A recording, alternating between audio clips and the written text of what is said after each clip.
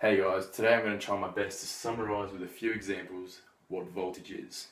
So, voltage is the difference in electrical potential energy per unit of charge between 2 points.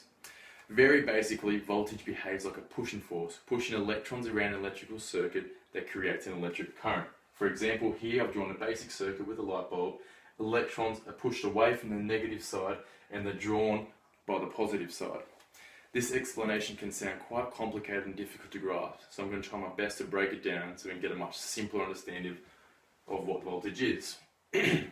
So think about it like this. Energy is the ability to do work, so potential energy is the potential to do work. A great and simple example of this is to grab an elastic band like so, stretch it out and realise that there is the potential to do work. If I was to release this, the elastic potential energy will be converted to movement. So now that we understand what potential energy is, let's consider the phrase difference in potential energy. This is simply the amount of difference expressed in volts that determines how much potential energy exists to move electrons from one specific point to another. The quantity tells us how much work potentially can be done through a circuit. Although ultimately expressed in volts, the voltage can also be expressed in joules per coulomb or per unit of charge. And to simplify a lot of nasty figures, we can say that 1 coulomb is equal to the charge on 6.24 times 10 to the 18 electrons. And 1 joule is simply the amount of energy exerted.